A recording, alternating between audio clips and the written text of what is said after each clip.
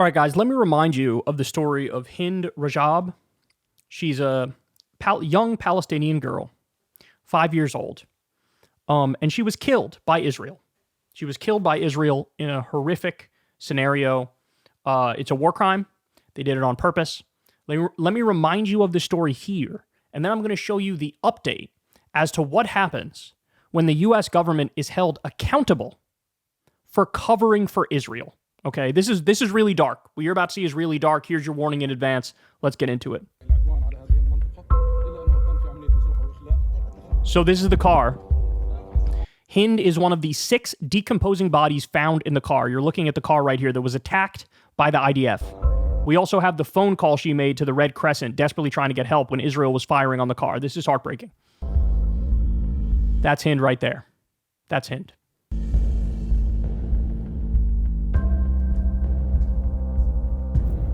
After her family members in the car had been killed by Israeli gunfire, so they were already dead, and she was on the phone, desperate for help. Come take me, she says. And then the operator says, come take you? Please, I'm scared. Come quick. Call someone to come take me, please. And the operator says, okay, my dear, I will come and I will take you. Now a volunteer from the Red Crescent is coordinating, so we can come and take you. There's the gunfire in the background of the IDF firing. She's asked, there's gunfire around you. She says, yes, come take me. My dear, I swear I want to take you, but I can't right now. She told me, don't leave me alone, Mama. I'm hungry. I asked her where she was wounded. She told me, I am wounded on my hand, my back, and my leg. Receiving Hind's call, the Red Crescent sent an ambulance to rescue her. This is what's left of the ambulance. So they attacked the car that Hind was in with her family. Then they attacked the first responders, the ambulance, even though it was clearly an ambulance.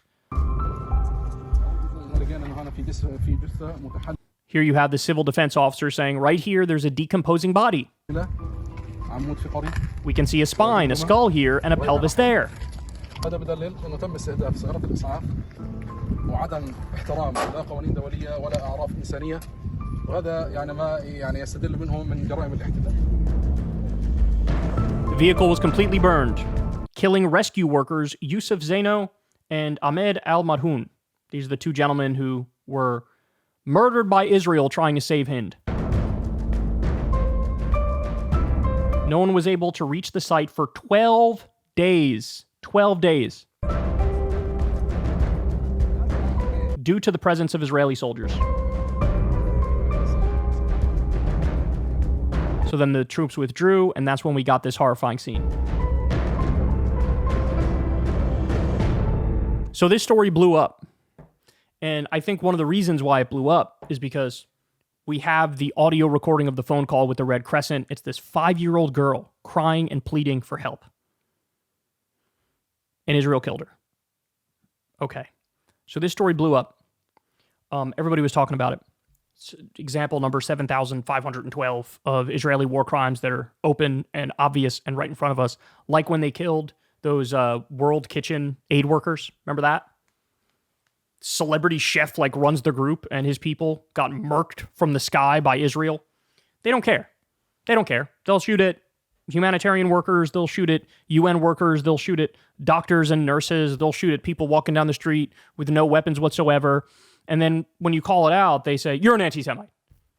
I'm just describing objectively what's happening. You must hate all Jews. What? We're describing war crimes on video. On video. Your dirty tricks don't work anymore. They just don't work. They don't work. It's like when the ICC issued the arrest warrant for Netanyahu. Netanyahu's statement is like, anti-Semitism. Anti-Semitism? Homie, this is in 4K.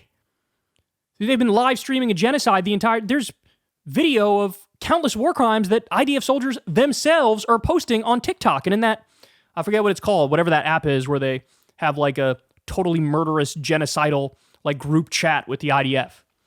Okay, so massive shout out here to Prem Thakur. He is a great journalist. He works for Zateo. And to his credit, he's doing what journalists are supposed to do. Hey, here's a story about a 5-year-old girl who was murdered on purpose by a genocidal government. We have audio recording of her talking, just like, by the way, we have video of innocent Palestinian prisoners getting graped at a concentration camp by IDF soldiers and then going on to die. Again, all this stuff is on the record. You have top Israeli government officials openly talking about, hey, maybe we should just kill all of our Palestinian prisoners. Openly genocide. Okay. I gotta reel myself in here. So here's Prem asking the State Department repeatedly, hey, do you have an update on the investigation that you say is happening vis-a-vis Hind and her being killed? Do you have an update on that? Have we gotten anywhere with that? Is anybody going to be held responsible? Like, what are we talking about here? Watch this. How can the U.S. be prepared to send more of the same rounds Israel reportedly used to kill Hind Rajab if all these days later it can't get to some sort of conclusion on such a well-known case? الدبابة وين؟ الدبابة جنبكم؟ It's been over 2 weeks since Israeli forces attacked Hind Rajab's family, killing her aunt, uncle, and cousins, leaving her trapped alone in her vehicle. We heard her pleas to the Red Crescent Society. I think that question is appropriately directed to the government of Israel. I will say on behalf of the United States, we have made clear to them that we want that incident to be investigated. They have told us they are investigating it. Any updates on Hind Rajab's, the investigation into the killing of Hind Rajab's family and the paramedics sent to save her? I don't have an update. My understanding is that the investigation is ongoing. How can this administration's approach of relegating things to months-long investigations while not changing policy, all as thousands more are killed, be a justified approach? Investigations in some cases take time. You heard me a minute ago say we want them in every case to be conducted swiftly, but not at the expense of thoroughness. It's been 101 days now since Hind Rajab, her family members, medics, and Saber were killed. So first question related to that is there an update on the investigation into that attack? I don't have anyone. I'm happy to go back and get you the latest. Is there an update into this investigation? Let me get you an answer on that and come back to you. Is it really an independent investigation if the alleged culprits are the ones conducting the strike? What I said, we thought it's appropriate for the government of Israel to investigate. What they have said is they went to these agencies and asked for information and it wasn't forthcoming. Will you move to verify those claims? It is not for us to do it. I reached out to the Red Crescent and they said that no, the Israeli government did not reach out. So has the Biden-Harris administration followed up on this alleged lie about the Israeli government or sought to confirm any of Israel's claims on the half-year-old killing now of this girl and her family? So we are in touch with our partners in Israel around the clock on a variety of issues. I don't have any specifics to read out as it relates to this conversation. I'm happy to check if there have been any additional updates, but to my understanding, this investigation is still ongoing, and I will leave it to them to speak to the details of it. It's now 197 days since Hind Rajab was killed, her family members were killed, the medics that were killed. What's the update on that? I don't have any updates for you. How can Aisha Noor's family take an investigation seriously if it's conducted by the perpetrator, and moreover, if they've continued delayed and reportedly lied to the U.S. about their investigation into Hind Rajab? Well, that is exactly why we have called and have continued to call for these processes to be as swift and as thorough as possible. When can Americans expect a conclusion? Any American can expect that this administration and this government will do everything we can to ascertain and gather whatever information is required. How exactly is the U.S. approaching this if, on this case, 9 months later, Israel is now saying there's no investigation into this incident? And how can the U.S. keep unconditionally sending more weapons if this is how Israel is dealing with investigations of potential violation? You should go to them for questions about what they may or may not be doing. And with this one where they've said, and I know the Red Crescent has said something different, we're not in a position to ultimately adjudicate which bit of information is accurate and which is not. I can tell you what we are doing on behalf of the United States government, which is conducting our own assessments of a variety of incidents that raise questions about violations of international humanitarian law, and those assessments are ongoing. Is this one of them? I'm not going to speak to individual assessments. I've always made clear that's not something I'm going to do. The Israelis say that they reached out to the relevant NGOs for information. The NGOs failed to provide that. I can't speak on behalf of either the Israelis or the NGOs about what is true and what isn't, but that's what we've been told by the parties. How can the U.S. be prepared to send more of the same rounds Israel reportedly used to kill Hind Rajab if all these days later it can't get to some sort of conclusion on such a well-known case? Well, again, I'm just with respect to the premise, I think there is an underlying factual dispute that I can't speak to. But this dispute is the point. It's not the factual dispute is something that is of concern to the U.S. if it is giving weapons to a country for which it's unclear what happened when they killed civilians. Is that not kind of the point? So their job at the State Department, they're professional bullshitters and professional genocide apologists. How many times did he ask them, hey, you got an update on that investigation? Hey, should we really be sending the same weapons that they used to murk a 5-year-old girl and her family and the first responders? Is that a good idea? You know, Bernie came out the other day and was giving a speech in the Senate, and he said, how can anybody take the United States seriously when we correctly point out the illegal and offensive and aggressive invasion of Ukraine by Russia, and we condemn that in moral terms and ethical terms and legal terms, but we turn around and give Israel money, give Israel weapons, sit there casually as they commit genocide on a daily basis and ethnic cleansing on a daily basis, and starve the entire population of North Gaza as they're doing right this very second? How can anybody take us seriously? The idea that we really care about international law and human rights?